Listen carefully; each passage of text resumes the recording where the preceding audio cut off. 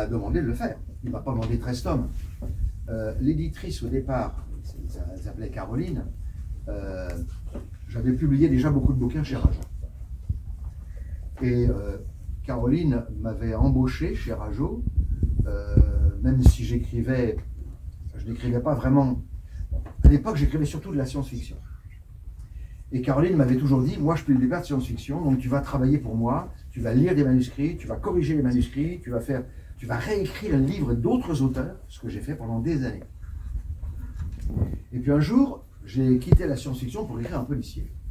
Et Caroline me dit, qu'est-ce que tu as écrit? Je dis, c'est pas vraiment un roman policier, c'est une pièce de théâtre, mais en même temps c'est un roman, parce que c'est pas le langage théâtral. Elle me dit, tu me l'envoies? Je dis, c'est pas pour toi. Je dis, elle me dit, pourquoi c'est pas pour moi? Je dis, parce que c'est pour les grands, c'est pour les adultes, c'est du théâtre, je sais même pas si c'est publiable. Elle me dit, tu me l'envoies quand même. Et elle l'a lu, et elle m'a dit, je le publie. Je dis, mais tu crois que ça va marcher? Elle me dit, non, on n'en vendra pas, parce que c'est du théâtre, c'est une histoire sordide, c'est pas pour les jeunes, il n'y a pas de jeunes dans ton bouquin, et les jeunes, ils aiment bien des histoires où il y a des enfants, des jeunes, des adolescents, c'est pas le cas de ton bouquin. Mais ça fait rien. L'histoire me plaît, je le mets dans ma collection, c'est pas grave, on n'en vendra pas, c'est pas grave. Ça s'est pas du tout passé comme ça.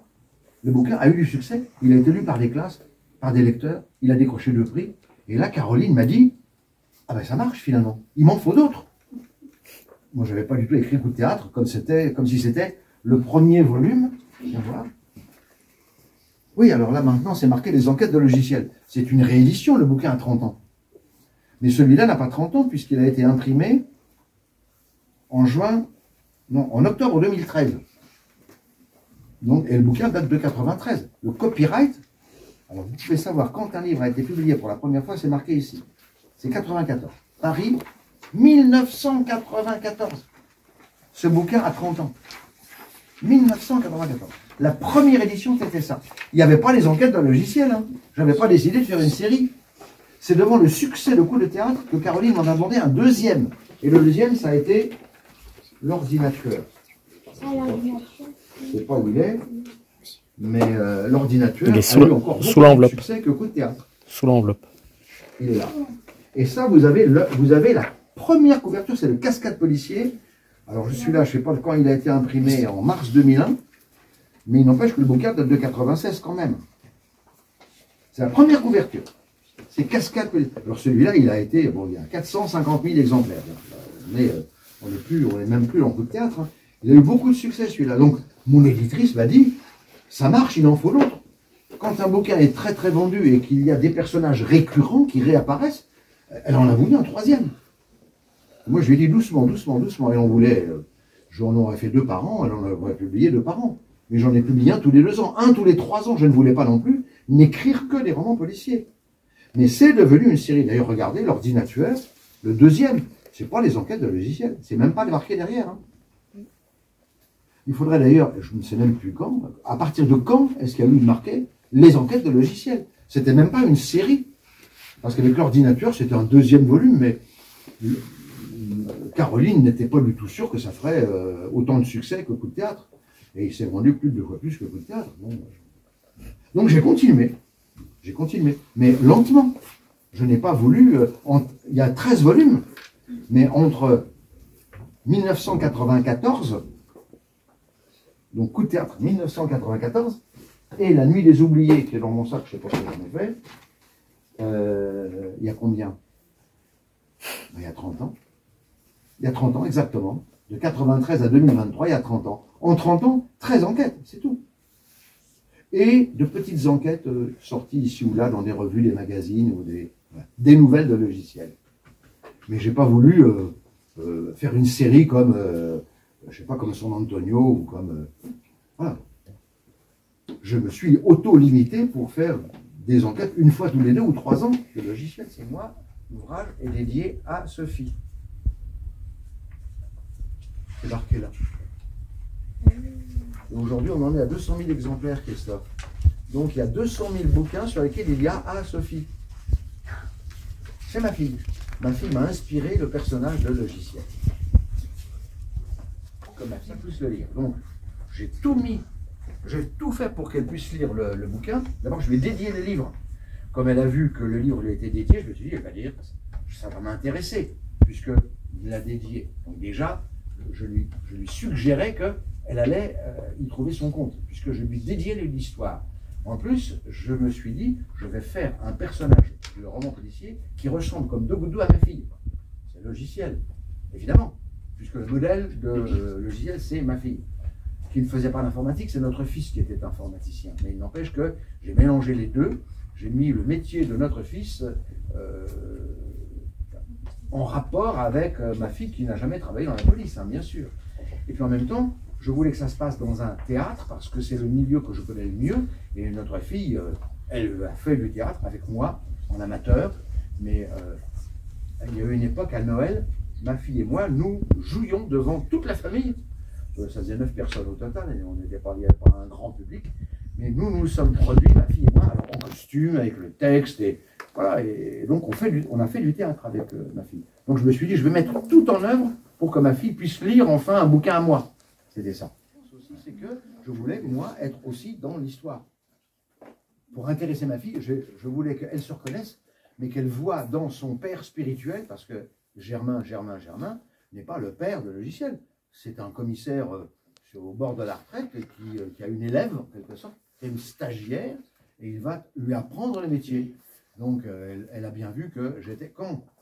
Quand dans Coup de théâtre, puis, hein, je vais lire mon propre texte, mais quand Germain lui dit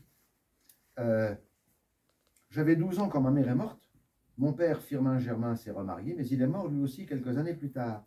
Avant de disparaître, il a donné 2 consignes formelles à sa nouvelle épouse. L'une d'elles était la promesse qu'elle m'adopterait après son décès, ce qui fut fait, et comme la seconde épouse de mon père s'appelait évidemment Germain, je porte officiellement ce nom accolé au mien, si bien que je m'appelle Germain. Je m'appelle Christian Grenier. J'ai été adopté par la 2e femme de mon père. Quand Germain dit « Mes parents étaient acteurs, ils furent de très modestes comédiens, ils ont vécu de petits cachets, de méchants contrats et de tournées improvisées. Pour gagner leur vie, ils ont accepté les plus petits rôles qu'ils apprenaient parfois en catastrophe. Souvent, ils m'emmenaient avec eux. J'ai grandi dans la fascination de la scène, du public, des applaudissements. » Donc je lis ceci, c'est Germain qui le dit, je peux vous le dire, c'est exactement ce qui m'est arrivé. Donc voilà comment je suis devenu moi-même le personnage de Germain.